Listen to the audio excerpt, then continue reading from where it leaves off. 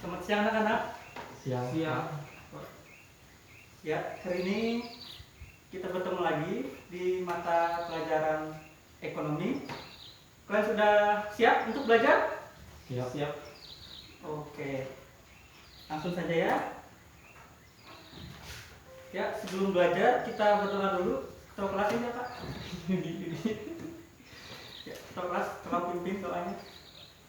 Mari kita berdoa untuk kita masing-masing mulai.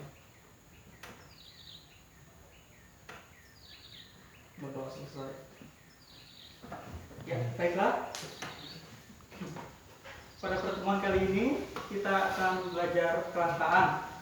Tapi sebelum itu, apakah ada yang tidak hadir? Hadir semua. Hadir semua. Oh iya, bagus. Kok kalian kurang semangat ya? Panas Belum makan, Pak. Kasian sekali ya belum makan. Anak kosnya. Semangat dong. Siang pagi. Nah, jadi terbang.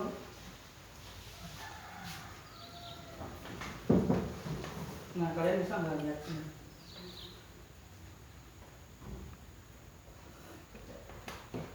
Sebelumnya, ada yang tahu nggak sih kelangkaan itu apa? Saya tahu Pak. Ya, jadi silakan. Kelangkaan adalah suatu kondisi di mana manusia tidak mempunyai cukup sumber daya untuk memuaskan kebutuhannya. Ya, ada Saya lagi? tahu, Pak. Ya, silakan. Kelangkaan adalah keadaan menjadi langka atau kekurangan pasokan. Ya, bagus. Kalian semua benar. Jadi, pada intinya kelangkaan itu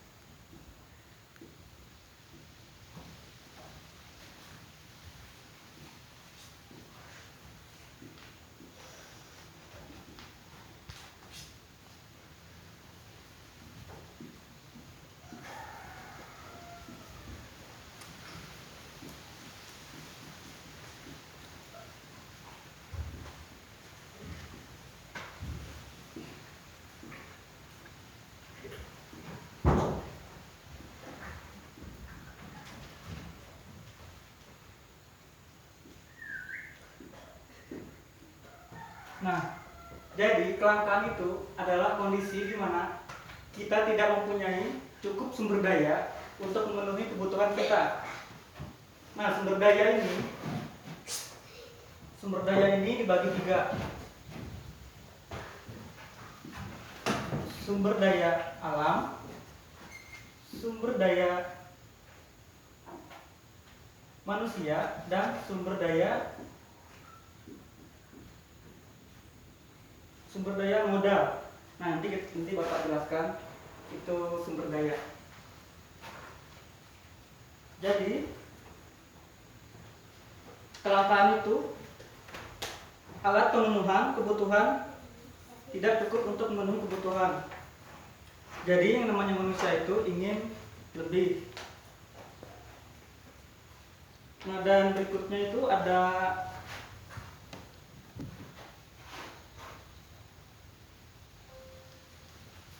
kebutuhan manusia yang tidak terbatas. Yang pertama itu sifat alami manusia. Sifat alami manusia memiliki sifat selalu merasa kurang terhadap apa yang ia miliki. Semakin banyak keinginan yang ia miliki, maka semakin banyak kebutuhan yang ingin dipenuhinya. Nah, contohnya itu seseorang memiliki radio, namun ia akan menginginkan peralatan yang lebih modern, itu seperti HP. Jadi manusia itu ingin lebih dan lebih. Bahkan radio yang sudah canggih pun ia anggap itu kurang canggih, padahal itu sudah canggih. Dan yang kedua itu adalah tingkat pendapatannya. Nah, semakin tinggi pendapatan seseorang, maka akan semakin banyak kebutuhan yang ia penuhi. Contohnya itu seorang guru cuma cuma bisa beli sepeda motor Beat, sedangkan kalau anggota DPR itu bisanya beli motor CBR misalnya kan 15. Nah, kan satu pendapatannya. Yang ketiga itu ada faktor lingkungan. Faktor lingkungan itu tempat manusia tinggal, mendorong manusia untuk bertindak menyesuaikan diri dengan keadaan lingkungan di mana dia tinggal. Contohnya itu manusia yang tinggal di desa.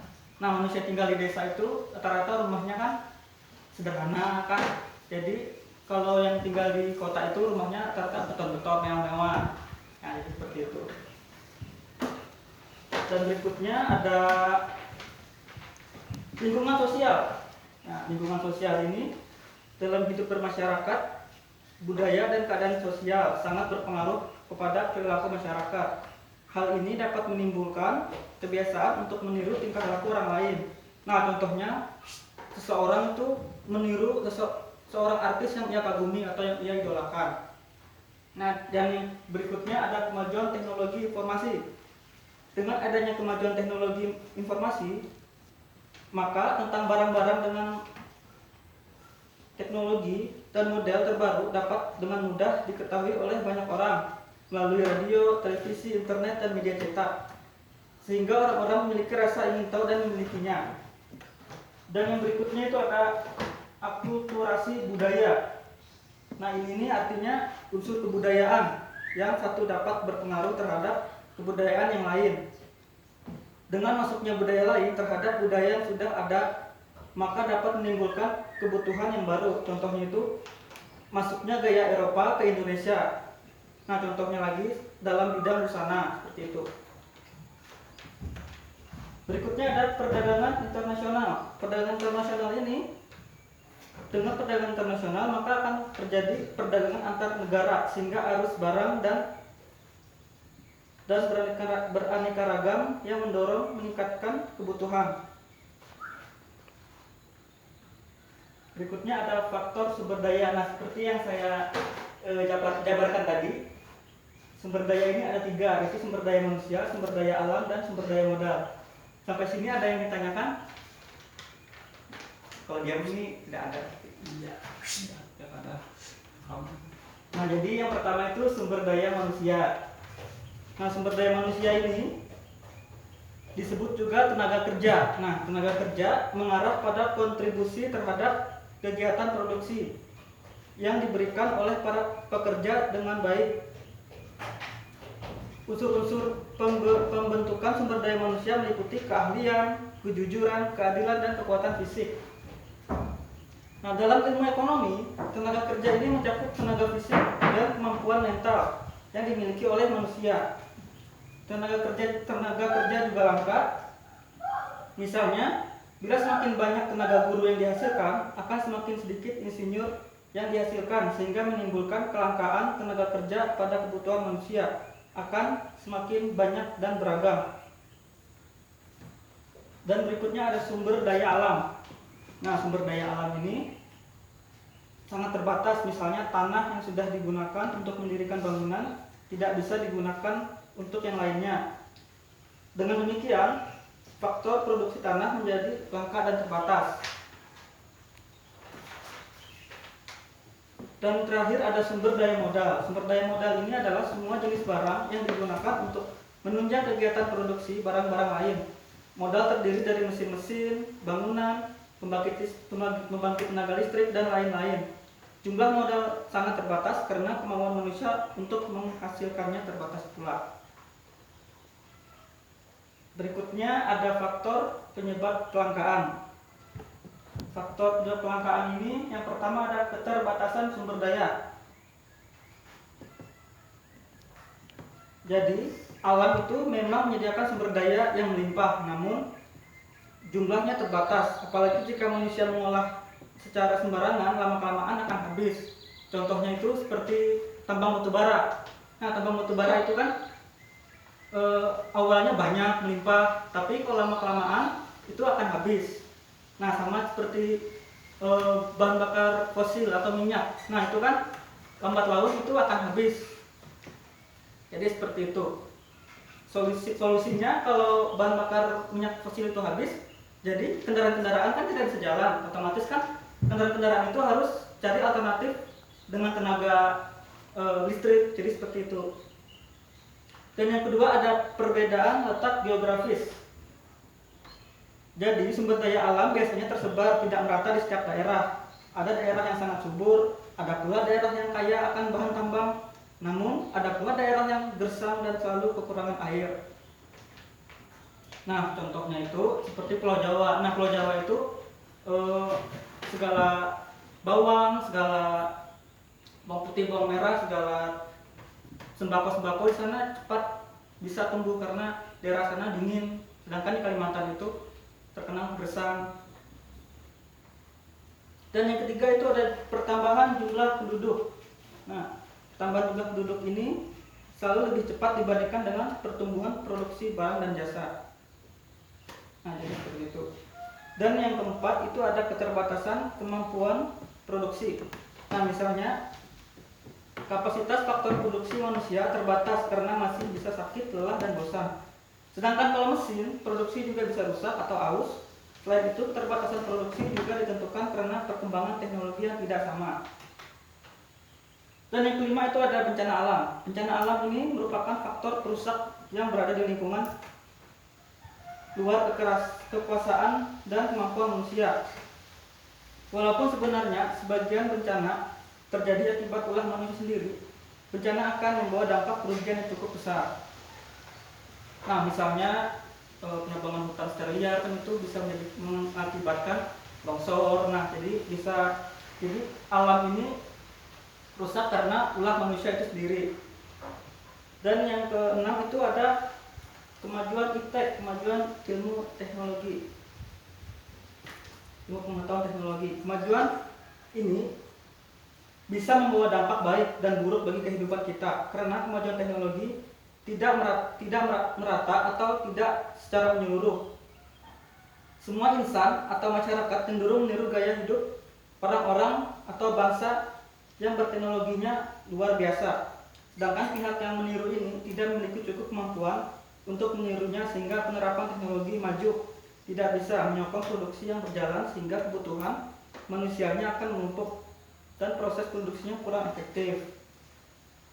Nah, jadi contohnya misalnya kan Amerika itu membuat teknologi luar biasa, Jepang pun seperti itu. Sedangkan negara yang terkenal teknologi juga ikut-ikutan Amerika dan Jepang yang teknologinya tinggi. Nah, mereka buat dan mereka bersaing. Hasilnya apa? Ingin bersaing tapi produk mereka kurang bagus, jadi seperti itu. Perang dan penyakit.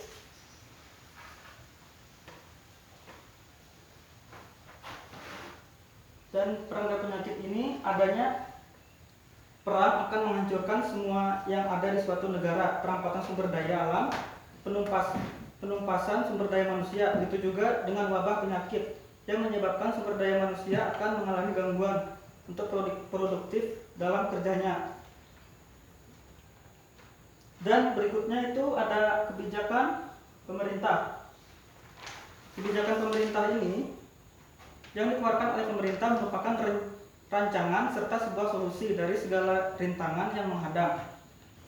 Namun jika pemerintah salah mengambil langkah, maka akan terjadi suatu masalah yang besar. Begitu juga menimbulkan sebuah kelangkaan. Dan berikutnya itu ada sumber daya manusia.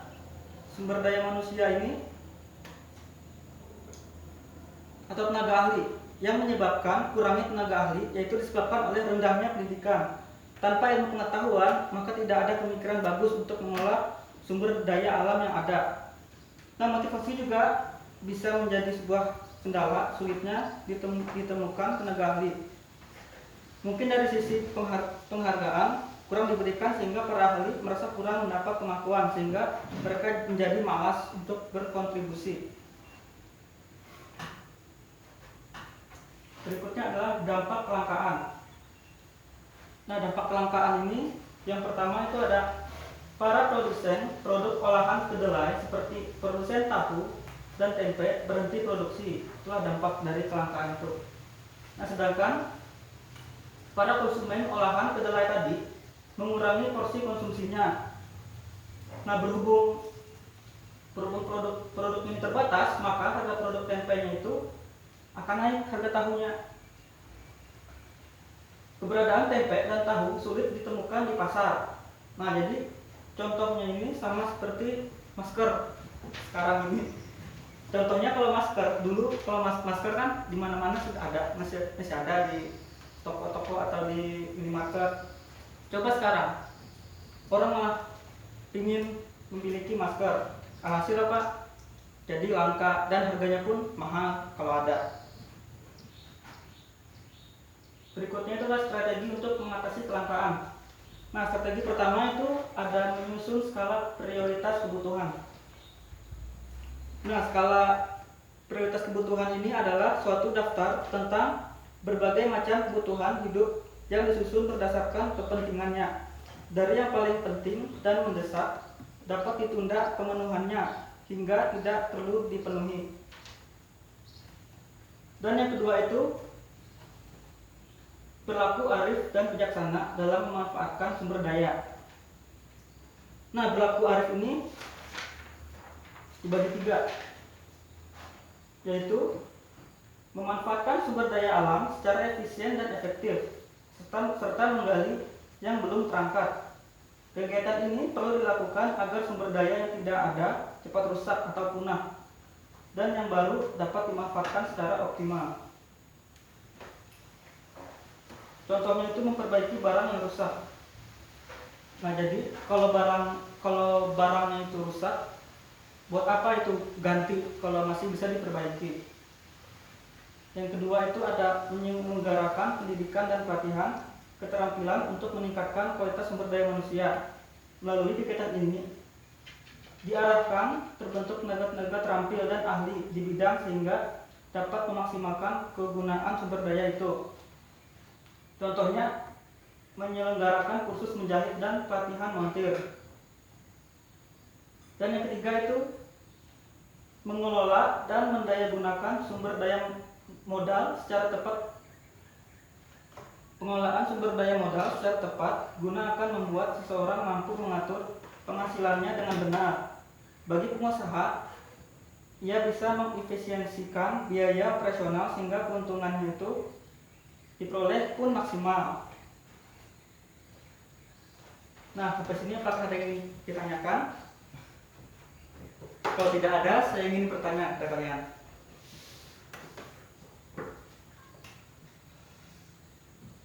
Saya yang bertanya atau saya beri soal?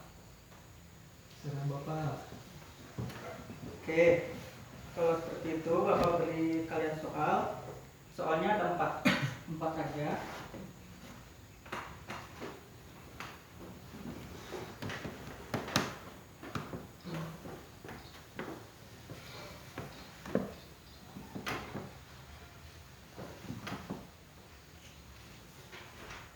Panas ya hari ini?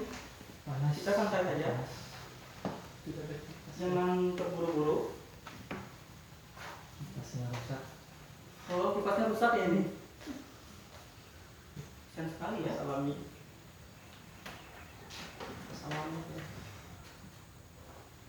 Nanti Bapak pasangkan AC ya untuk kalian. Iya. Tenang aja.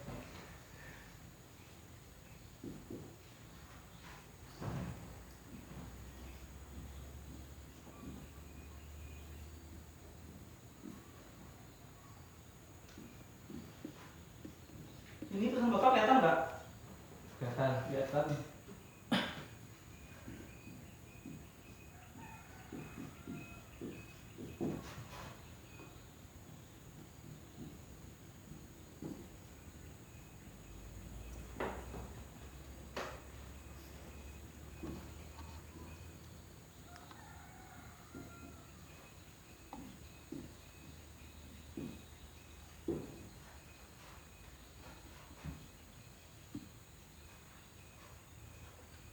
Ini terlalu kecil atau besaran? Atau sedang? Sedang.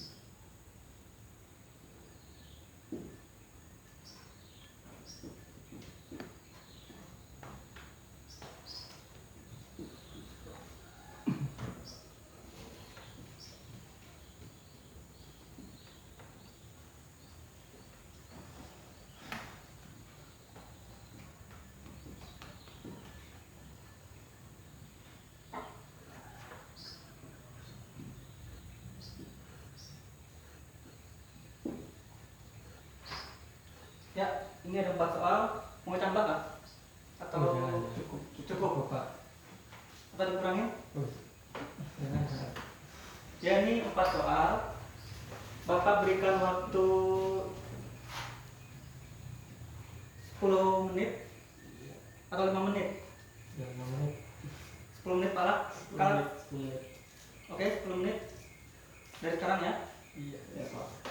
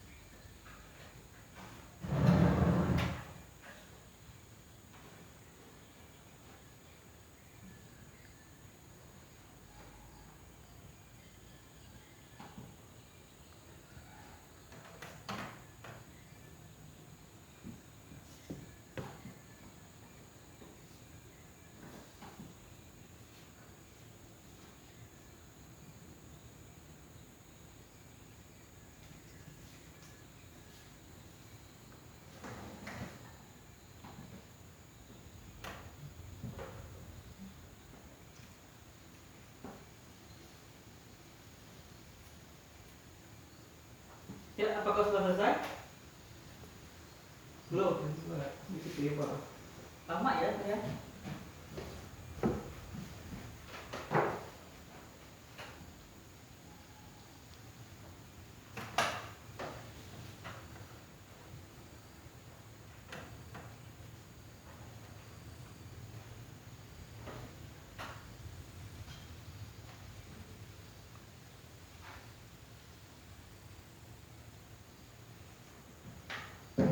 Saya. Ya, sudah selesai Yuki. Selesai. Pak. Enggak, selesai. Sudah selesai Pak. Bacakan saja ya dari situ jawabannya. Iya. Soal nomor pertama itu Yudi. Kalau membacakan. Cara mengatasi kelangkaan dalam ekonomi. Cara mengatasi kelangkaan dalam ekonomi adalah: 1. Tidak menggunakan sumber daya alam secara berlebihan atau menghemat. 2. Memperbarui sumber daya alam yang dapat diperbarui. 3. Tidak merusak sumber daya alam yang ada. Iya, bagus. Nomor 2 lanjut Yudi lagi. Apakah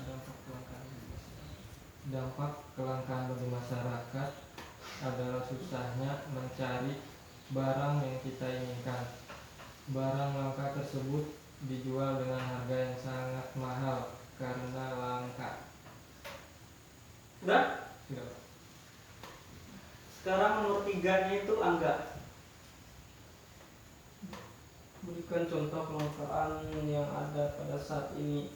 Contohnya itu seperti gula pasir dan bawang putih, karena daerah yang mendistribusikan bahan pokok ini sedang mengamankan ketersediaan bahan pokok ini untuk keperluan daerahnya. Bagus. Sekarang nomor 4-nya Angga juga. Jelaskan dampak positif kelangkaan. Meningkatnya teknologi untuk memperbaiki kehidupan manusia dan lingkungan menjadi lebih baik, dibuat peralatan yang ramah lingkungan dan memiliki pemakaian energi yang sedikit. Iya. Bagus semua ya jawabannya. Pinter kalian. Alhamdulillah. Alhamdulillah. Iya. Jadi sekarang kita ada game kecil-kecilan. Nah, di samping itu ada teka-teki silang. Kan pernah kan main teka-teki silang waktu SD, SMP kan pernah. Pastilah pernah.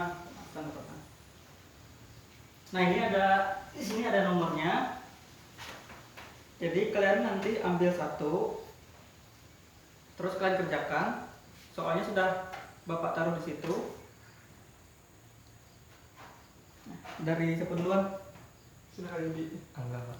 Ketua kelas. Tahu kelas. Nomor 4 Pak. Nomor 4.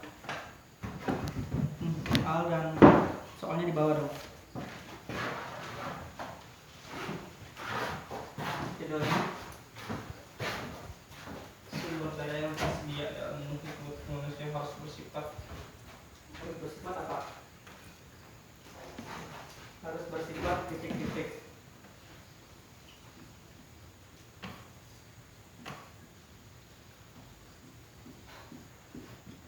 Jadi ambil Udah Pak. Jadi ayo silakan jadi. terbatas. Iya. Kok kalian terpintar ya hari ini?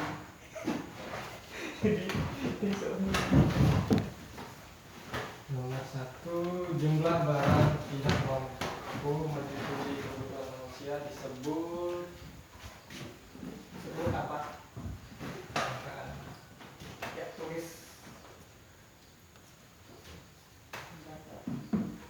Nah, tok kelas ambil lagi. Nah, seperti ini Yudi.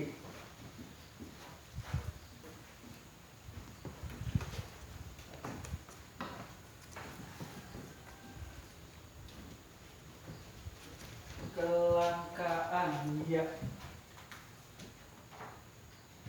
Ya enggak. Soalnya di apa soalnya? Nah, ini punya Yudi. Jangan door prize. Tidak Pak. Faktor-faktor yang mempengaruhi kebutuhan adalah tiga. Pendidikan.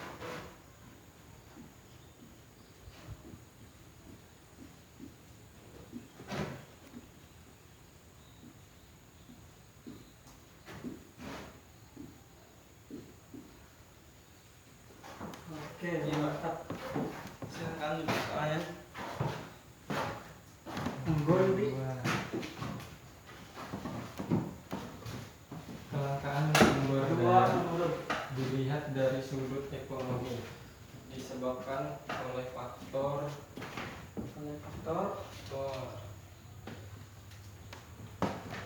keterbatasan. Dua menurut.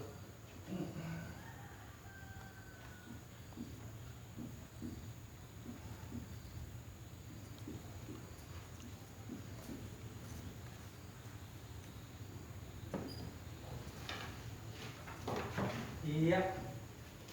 Benar semua ya. Kalian pinter-pinter ya hari ini. Jadi kesimpulan pelajaran kita hari ini bisa dibacakan. Tok kelas tolong. Bisa Pak. Kesimpulannya menurut saya adalah kelangkaan adalah benda pemuas kebutuhan yang diperoleh secara terbatas dan memerlukan perjuangan untuk mendapatkannya, sedangkan untuk kebutuhan sendiri itu adalah sesuatu yang penting yang harus diperoleh manusia tanpa keterbatasan, contohnya pakaian dan makanan. Iya, bagus. Baiklah, kita akhiri saja pembelajaran kita hari ini. Sebelum kita pulang, alangkah baiknya kita berdoa dulu. Ketua kelas, Mari kita berdoa menurut kepercayaan dan keyakinan kita masing-masing. Berdoa mulai.